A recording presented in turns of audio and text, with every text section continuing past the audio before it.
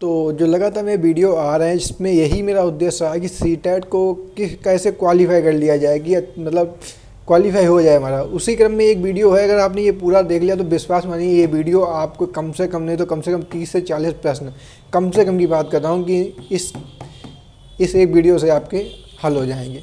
30 से 40 प्रश्न अगर आपने डिटेल से समझ लिया बातों को, क्योंकि ये जो निचोड़ है वे कई ज़्यादा प्रीवियस पेपर का निचोड़ है, उसमें से मैंने कुछ चीज़ें निकाली हैं जिसे आप देख लें आखिरी तक।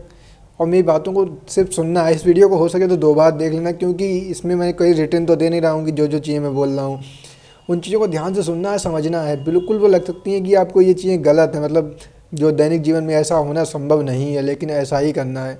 ठीक है कि हमें एक आदर्श शिक्षक बनना है, क्योंकि बड़ी बात तो ये है कि दुनिया में कोई चीज़ आदर्श होती नहीं है, कि हमें अपने आप को एक आदर्श शिक्षक मान के चलना है।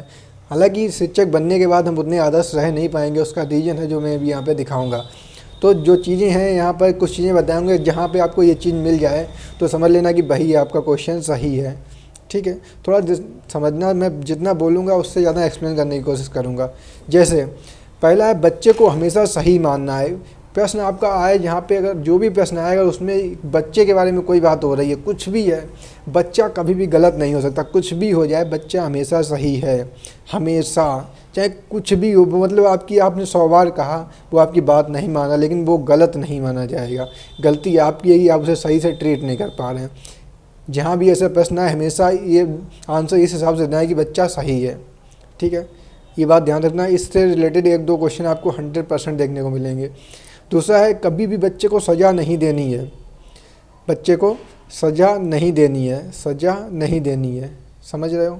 नहीं, सज़ा नहीं देनी है। जहाँ भी सज़ा दिखाई पड़े वहाँ पे निगेटिव हो जाएगा, समझ रहे हो? निगेटिव हो जाएगा, मतलब अगर निगेटिव में पूछा तो सही लगाएंगे, पॉजिटिव में ही हमेशा आंसर गलत रहेगा। अगला, बच्चा हमेशा मुख्य रहेगा। बच्चा सबसे पहले बच्चा, उसके बाद में शिक्षक, उसके बाद में पाठ्य पुस्तक, सब बाद में, सबसे पहले शिक्षा, मतलब सॉरी बच्चा, सब कुछ आखिरी में रहेगा, सबसे मुख्य रहेगा बच्चा। ये चीज़ें जो हैं ये इससे बहुत सारे क्वेश्चन बनते हैं। अगर आपने इन चीज़ों को सही से समझ लिया, ठीक है, इसको अप्लाई कर लिया क्वेश्चन पे, तो सारे क्वेश्चन आएंगे यहीं से। ये मत सोचना कि ये जो मैं बोल रहा हूँ इसका कोई यूज नहीं है। नहीं, क्वेश्चन जो कुछ भी भाषा कुछ भी लिख दें, किसी भी तरह से पूछे, आंसर उनका यहीं से निकलेगा। समझ रहे हो? अभी हम देखते हैं अगली चीज़ पे आते हैं। मैंने लिख लिया है, क्योंकि बहुत सी चीज़ें थी, अगर मैं सारी याद करूं तो संभव नहीं है शायद, इसलिए मैंने इनको लिख लिया है। ओके, तो मैंने लिख लिया था, तो यहाँ पर कुछ चीज़ों पे टिक लगाता जा रहा हूँ जो मैं आपको बताता जा रहा हूँ। उसके बाद आएगी मातृभाषा। तो बच्चे की मातृभाषा को किसी भी तरह से गलत नहीं मानेंगे, कुछ भी हो, मातृभाषा उसके लिए सबसे अच्छी मानी जाएगी। आप उसके मातृभाषा के बारे में कुछ गलत नहीं कह सकते, हमेशा मातृभाषा का सपोर्ट करना है। मातृभाषा को एक साधन के रूप में उपयोग करना है, ना कि किसी तरह से, मतलब जहाँ मातृभाषा आपको दिखाई पड़े तो पॉजिटिव में ही आएगा। मातृभाषा हमेशा पॉजिटिव में ही आएगा।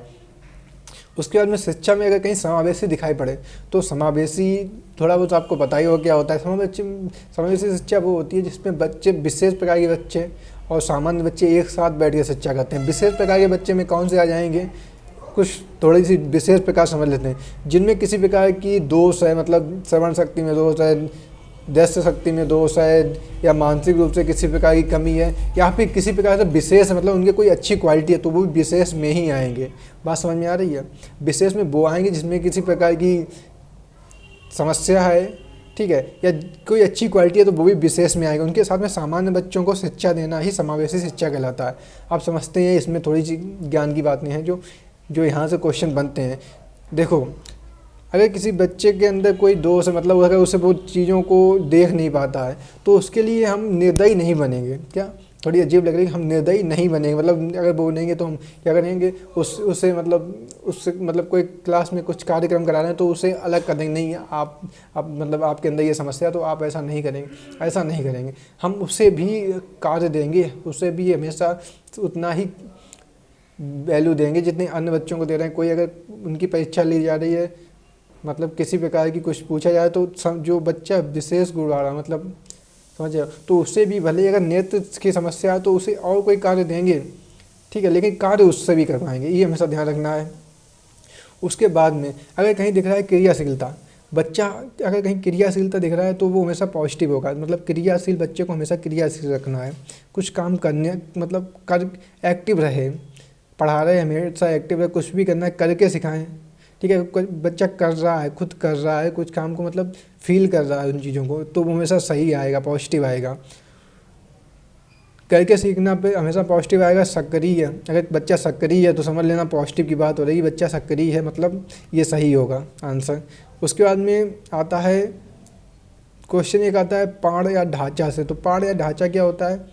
ये होता है जब कोई बच्चा कहीं पे किसी कोई समस्या आ रही है तो कोई बड़ा या शिक्षक उसे सहारा देता है, तो यहाँ पे पाड़ या ढांचा आता है। इससे क्वेश्चन बहुत से बार 2-3 साल से बन ही रहे हैं, मतलब लगातार बन ही रहे हैं, तो ये मैंने इसमें ऐड कर दिया था। उसके बाद मैं मातृभाषा में बता चुका हूँ कि मातृभाषा को हमेशा ऊपर रखना है, सम्मान देना है। उसके बाद में प्रोत्साहन, बच्चे को हमेशा प्रोत्साहित करना है। ये सब पॉजिटिव चीज़ें हैं जो अगर ये आपको देख रही हैं तो इन सब में इन्हें हम पॉजिटिव मानेंगे। ठीक है, लेकिन अगर पूछा जाए इनमें से कौन सा सही नहीं है तो फिर ये वाले नहीं आएंगे। जब ये सही में पूछे तो ये आएंगे, अभी हम निगेटिव भी बताएंगे कि हाँ जहाँ पे सही नहीं है तो क्या कौन सी चीज़ें हैं आपको अगर आंसर में मिल रही हैं, ऑप्शन में मिल रही हैं तो वो वाला टिक लगाना है। चलिए, हमेशा सतत एवं व्यापक आ रहा है तो ये पॉजिटिव में आएगा, मतलब हाँ ये सही बात हो रही है, पक्ष में बात हो रही है। ठीक है, बच्चों को हमेशा अवसर देने चाहिए कुछ भी करने के लिए, तो ये पॉजिटिव में आएगा। समझ में आ रही बात? ठीक है। उसके बाद में उन्हें दैनिक जीवन से जोड़ना, कुछ भी अगर उन्हें पढ़ा रहे हैं तो उन्हें इस तरह से पढ़ाएं कि जो उनके आसपास में जो चीज़ें हो रही हैं उनसे उस चीज़ को बच्चों को कैसे जोड़ सकें। ठीक है, हो सकता है मेरा फेस की क्वालिटी सही ना आए क्योंकि मैं जो कैमरा यूज़ कर रहा हूँ वो फ्रंट कैमरा यूज़ कर रहा हूँ, जो इसकी क्वालिटी आपको पता है किस तरह की होती है। ठीक है, बच्चों के विचारों की अभिव्यक्ति को हमेशा पॉजिटिव रखना है। शिक्षा हमेशा बाल केंद्रित होगी, कुछ भी ना हमें पाठ्य पुस्तक को वैल्यू देनी है बच्चे के सामने, बच्चे के अगर कंपेयर, सबसे पहले बच्चा बाल केंद्रित, ना शिक्षक की कोई खास वैल्यू है बच्चे के सामने। व्यापक रूप से बच्चे को अगर सोचा है तो ये पॉजिटिव में आएगा, बाल केंद्रित रहेगा। पहले ही बता दूँ, करके सीखने पर बल देगा, बच्चे को हो सके जितना उसे क्रियाशील बनाएंगे, जितना ज़्यादा एक्टिव रहेगा उतना अच्छा है। ठीक है, सक्रिय रहे, वही सक्रिय अगर दिख जाए कहीं पे तो वो भी सही में आएगा। जब भी बच्चे के प्रभाव की बात करें तो उस पर ये नहीं होगा कि वातावरण का सिर्फ प्रभाव पड़ रहा है या माता पिता आनुवंशिकता का प्रभाव पड़ रहा, नहीं, दोनों का प्रभाव पड़ता है। पहले आता है परिवार, ठीक है, उसके बाद समाज का प्रभाव पड़ता है, या प्रभाव की बात अगर इस तरह से आए तो आनुवंशिकता तथा वातावरण आएगा। ठीक है, अगला है क्षेत्र भ्रमण की बात आ रही है, मतलब क्षेत्र भ्रमण तो हमेशा ये आएगा क्रिएटिव में जोड़ दिया, मतलब एक्टिव में जोड़ दिया जाएगा तो ये सही हो जाएगा। उसकी समावेशी शिक्षा बता चुका हूँ। ठीक है, तो काफ़ी चीज़ें मैंने आपको पॉजिटिव में बता दी कि अगर ऐसी चीज़ मिल रही है तो ये समझ लेना कि ये पॉजिटिव है और हम इसे सही मानेंगे। अब निगेटिव पे आते हैं, थोड़ा सा ध्यान से सुन लेना, बहुत से बच्चों को समझ में नहीं आ रही होंगी, वो डिसलाइक करते चलें, और जिससे ये चीज़ें थोड़ी वो लग रही समझ में आ रही हैं वो लाइक करते चलें। ठीक है, जब भी कहीं पे भी अगर तुम्हें क्वेश्चन में ऑप्शन में केवल ही और मात्र दिखे, केवल बहुत से प्रश्नों में दिखता है, मैंने भी देखा है। हालांकि मैं बता चुका हूँ, मैं सीटेट क्वालीफाई कर चुका हूँ, लेकिन उससे बड़ी बात सीटेट कोई इतना एग्ज़ाम ऐसा नहीं है जो बताया जाए कि सीटेट क्वालीफाई है। भाई बिल्कुल मामूली एग्ज़ाम है, इसे आराम से क्वालीफाई किया जाए, कोई भी कर सकता है। समझ में आ रही है? हाँ, अगर मैंने अभी कह दूँ कि हाँ SSC CGL क्वालीफाई किया तो थोड़ा ऐसा लगता है कि हाँ कुछ अच्छी बड़ी चीज़ क्वालीफाई की है। ठीक है, SBI PO क्वालीफाई किया है या IBPS PO क्वालीफाई किया तो ये थोड़ी सी अच्छी चीज़ लगती है, लेकिन अगर सीटेट क्वालीफाई किया, टेट क्वालीफाई किया, ये कोई वैल्यू इतनी बड़ी चीज़ नहीं है। ठीक है, ये बहुत आसानी से अगर आप 1 महीने भी पढ़ लेंगे, 1 महीने 15 दिन भी अगर आपने ठीक से पढ़ लिया तो ये क्वालीफाई होनी है, इसमें कोई बड़ी चीज़ नहीं है। ठीक है, तो जो कुछ मेरा थोड़ा बहुत अनुभव है उसके साथ हिसाब से बता रहा हूँ, पढ़ते चलो। अगर कहीं पे आपको केवल ही या मात्र दिख रहा है तो ये सारे हमेशा निगेटिव में आएंगे। ठीक है, निगेटिव आएंगे, मतलब समझो निगेटिव का मतलब मैं क्या कहना चाह रहा हूँ। क्वेश्चन में पूछा जाए इनमें से कौन सा सही नहीं है, तो नहीं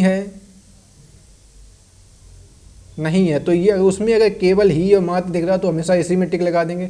और कौन सा सही है तो देखेंगे जिनमें केवल ही मात्र दिख रहा है उनको छोड़ के बाकी जो बचा हुआ होगा वो सही होगा।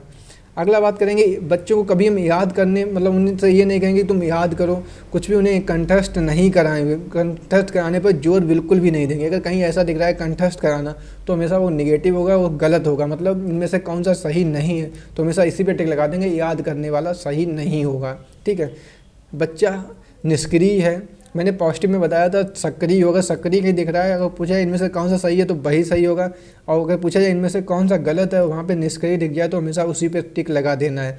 ये चीज़ें 99% काम करती हैं। अब मैं नहीं बोल रहा हूँ कि 100% काम करती, क्योंकि कभी कभी आपको ये पैरेलल में मिल जाएंगे, मतलब चारों क्वेश्चन में एक ही चीज़ इस तरह के टैग वर्ड मिल जाएंगे, फिर आपको थोड़ा दिमाग लगाना पड़ेगा कि कौन सा एक जो है वो जो फॉलो, मतलब थोड़ा दिमाग लगाना पड़ेगा। इसीलिए मैंने बोला हूँ 1% ये काम नहीं करती, लेकिन 99% ये चीज़ें काम करती हैं। जब आपको नहीं आ रहा है तो फिर तो ये 100% भी काम करेंगी जहाँ पे आपको आंसर नहीं पता है। कुछ चीज़ें और ध्यान रखो, बीच में मैं बोल रहा हूँ शायद तुम लोग समझ लो। पेपर जो होता है वो प्रत्येक क्वेश्चन के लिए 1 मिनट होता है, ठीक है। तो आपको अपनी जो रीडिंग स्पीड होगी वो बढ़ानी पड़ेगी। तो ये प्रैक्टिस करो, ये नहीं कि हमेशा वीडियो देख के ही पढ़ते रहो तो आप बाद में पछताओगे। प्रैक्टिस करो, 1-2 प्रैक्टिस पेपर लगाओ, 1-2 नहीं ज़्यादा ही लगाओ, ठीक है। प्रीवियस पेपर खुद पढ़ो अपने आप, ये नहीं कि प्रीवियस पेपर पढ़ने तब भी वीडियो देखेंगे, नहीं, उसके लिए अपने आप पढ़ो। हाँ, समस्या जहाँ पे आ रही वहाँ पे देख लो, ठीक है, क्योंकि वहाँ पे काफ़ी क्वेश्चन बहुत बड़े होते हैं और हर क्वेश्चन के लिए हमें 1 मिनट मिलता है। तो कहीं पे भी तो आपका टाइम बचेगा, लेकिन कहीं कहीं आप फंसेंगे तो दिक्कत आएगी। उससे बड़ी बात, एक भी क्वेश्चन छोड़ के नहीं आना है। आपको अगर लग रहा है कि 1 मिनट से ज़्यादा लग रहा है, क्वेश्चन सॉल्व नहीं हो रहा, तो आपको जो सही लग रहा हो 80% या 60-50% भी चांस हो, टिक लगा दो। ये मत सोचो कि नहीं ये बाद में देखेंगे, ये थोड़ा दिक्कत हो जाएगी। टिक लगा दो, आगे बढ़ो, ठीक है। ये तो यही रहा, हाँ बस इतना ही था, कुछ खास था ही नहीं।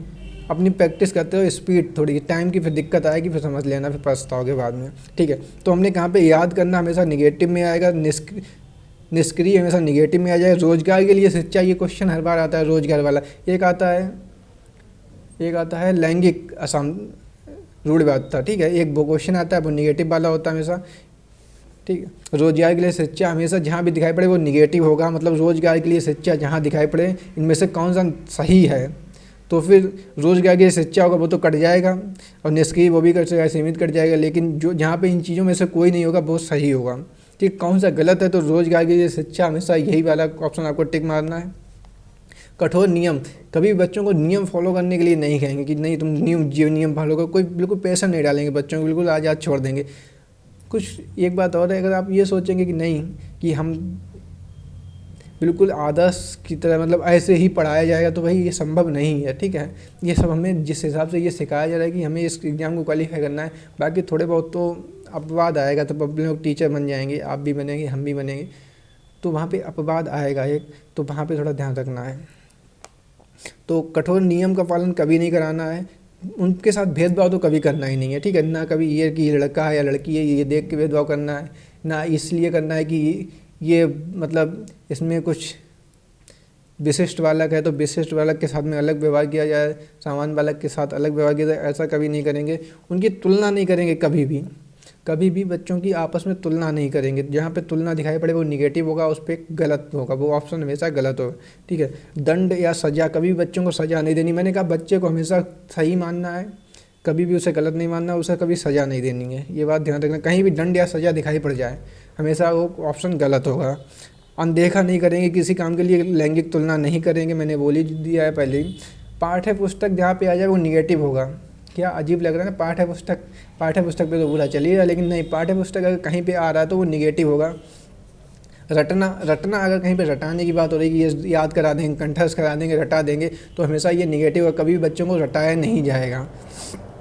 दंड नहीं दिया जाएगा, दबाव नहीं डाला जाएगा, उनकी कभी उन पे मतलब डिमोटिवेट नहीं किया जाएगा, हमेशा उन्हें मोटिवेट किया जाएगा, ठीक है। और कुछ चीज़ें थी जो मैंने नोट की थी वो मैं देख लेता हूँ, शायद मिल जाएँ। हाँ, अगर आकलन की बात किया जाए तो आकलन का उद्देश्य क्या होता है? आकलन का उद्देश्य कभी भी ये नहीं होता कौन सा बच्चा ज़्यादा नंबर ला रहा है या कौन सा बच्चा होशियार है, ये चीज़ें नहीं देखी जाती। आकलन का सिर्फ और सिर्फ उद्देश्य ये होता है कि हम बच्चों को कैसे और अच्छे से पढ़ाने के लिए प्रेरित कर सकें, मतलब अपने आप को सीखें कि कौन से बच्चे में क्या कहाँ पे कमी आ रही है, तो उसके लिए हम अपने आप में सुधार करें, इसलिए आकलन होता है, ना कि बच्चे को सुधार करवाने के लिए उससे कहें कि तुम्हारे अंदर ये कमी तुम ये सुधार करो, बिल्कुल नहीं। हमें अपने अंदर सुधार करना होगा कि कहाँ पे हम कमी कर रहे हैं जिससे बच्चा नहीं सीख पा रहा है, ठीक है।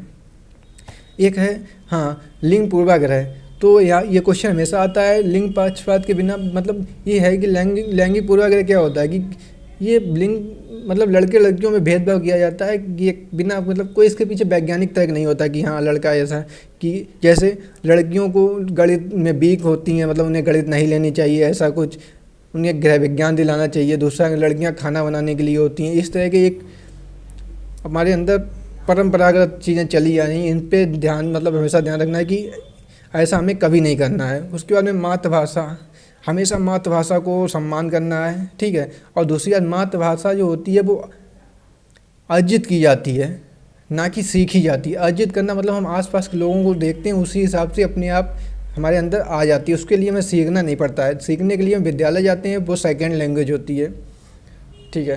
अगर कहीं पे चौमस्की दिखाई पड़े तो चौमस्की के साथ में हमेशा भाषा होगी, ठीक है। भाषा की बात होगी, भाषा वाला टिक लगेगा चौमस्की के साथ में। ये ध्यान रखेंगे कुछ पॉजिटिव निगेटिव देख के।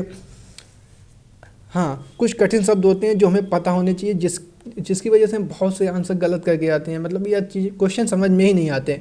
तो मैंने ज़्यादा तो नहीं लिख पाए हैं, वो मैं आपको कल वीडियो प्रोवाइड करा दूँगा, ठीक है। काफ़ी कुछ चीज़ें लिखी हैं, लेकिन वो दूसरा नोट्स होगा, उसे ला नहीं सकते अभी। तो ठीक है, यहाँ पे एक दो चीज़ें लिखेंगे। जैसे अधिगम का मतलब क्या होता है। अधिगम जहाँ भी आता है बहुत बेवजह में, एक तो ये बता तो चुका हूँ, पिछला वीडियो में मैंने बताया था कि ये कोई कठिन सब्जेक्ट नहीं है, इसमें शब्दों का गलत चयन किया, गलत नहीं कहेंगे, कठिन शब्दों का चयन किया जाता है। इस वजह से हम लोग उसका आंसर नहीं दे पाते हैं, ठीक है। तो अधिगम जहाँ पे दिखाई पड़े, अधिगम का मतलब होता है हम सीखना। अपने दिमाग में कह देंगे कि अधिगम का मतलब सीखना है, सीखना, लर्निंग, अधिगम। तो इसके आधार पर अगर हम क्वेश्चन पढ़ेंगे, जहाँ अधिगम दिखाई पड़े, हम अपनी तरफ से उसे सीखना बोल देंगे अपने दिमाग में, और उस हिसाब से सॉल्व करेंगे तो बहुत जल्दी आ जाएगा। कहीं संप्रेषण दिखाई पड़े तो संप्रेषण को संप्रेषण ना कह के बातचीत अपने दिमाग में कहेंगे, यहाँ पर जो बात हो रही है वो बातचीत, मतलब आपस में कम्युनिकेशन की बात हो रही है, तो संप्रेषण का कम्युनिकेशन मान के चलेंगे, ठीक है। तो इस तरह से क्वेश्चन काफ़ी आसानी से हो जाएंगे। कठिन से कठिन क्वेश्चन को हम काफ़ी जल्दी कर सकते हैं। मैं थोड़ी स्पीड में बहुत ज़्यादा हो गई, उसका रीज़न क्या है, मैं चाहता हूँ कि जो वीडियो है हमारा छोटा से छोटा रहे, लेकिन मैं पूरी मतलब जितना टाइम आपका ले रहा हूँ आपको 100% देने की कोशिश कर रहा हूँ। बस इसी वजह से थोड़ी सी स्पीड ज़्यादा है। हो सकता है मेरी टंग ट्विस्ट हो रही हो, कुछ बर्न है जो टूटे टूटे निकल रहे हो, ठीक है, कोई बात नहीं। तो डिसलेक्सिया क्या होता है, डिसलेक्सिया को समझ लेते हैं। अगर पाठन संबंधी अक्षमता हो, ये क्वेश्चन हमेशा बनता है। पहली बात तो मैं इन चीज़ों को ना बढ़ाऊँ, मैंने पिछले वीडियो में आपसे बोला कि प्रीवियस पेपर रट लो, प्रीवियस पेपर 5-6 रट लो, आप 100% पास होने वाले हो, 100% बोला है। ये वीडियो में जो मैंने पॉजिटिव निगेटिव चीज़ें बताई गई, इन चीज़ों को आपने समझ लिया तो भाई पास होने वाली दिक्कत खत्म कर दी है, पास फेल होने वाला सिस्टम खत्म है। डिस्ग्राफिया जब हम ग्राफ बनाते हैं ना, तो ग्राफ क्या पेन का यूज करते हैं, ऐसे चलाते हैं, मतलब लेखन समझिए, लेखन संबंधी क्षमता, ठीक है। डिड कैलकुलिया तो गणित, कैलकुलेटर से कनेक्ट कर लो कि हाँ गणित की क्षमता होगी। इस कुछ चीज़ें लिखी थी, बाकी लिखा तो मैंने बहुत कुछ है, बहुत ज़्यादा लिखा है, लेकिन मैं पूरा करूँ ना तो कम से कम तुम्हें 2-3 घंटे लग जाएंगे। लेकिन ये है कि हाँ, यहाँ पे जो मैंने प्रीवियस पेपर जितने हैं सारे पेपर का एक निचोड़ सा बना लिया है कि हाँ कौन से सब्जेक्ट कितनी पेडोलॉजी क्या बन रहा है। देखो मैं आपको दिखा तो नहीं सकता हूँ, मैंने ये नोट्स बनाए हुए हैं, लेकिन बहुत शॉर्ट में बनाए हुए हैं। मतलब जैसे बात करें गणित की पेडोलॉजी क्या है, EVS की क्या है, ठीक है, भाषा संबंधी ये सब की बनाई है। इसकी मैं प्रोवाइड करा तो दूंगा, लेकिन आप थोड़ा सा सहयोग करो हमारा, ठीक है। मिलते हैं अगले वीडियो में, थोड़ा सा सहयोग करना, वीडियो को लाइक करके जाना। उम्मीद करते हैं मतलब अगर 100 लोग देख रहे हैं तो 2 से 3 लोगों को मेरी वीडियो समझ में आया होगा, ठीक है। तो 2-3 लोग लाइक करके जाना, बाकी 98 लोग तो करना है जिनको समझ में आया हो, कुछ मैंने अपना प्रयास अच्छा किया है। मिलते हैं फिर बाद में, ठीक है। कोई दिक्कत हो बताना, मैं प्रॉब्लम सॉल्व कर दूँगा, ठीक है। Bye bye.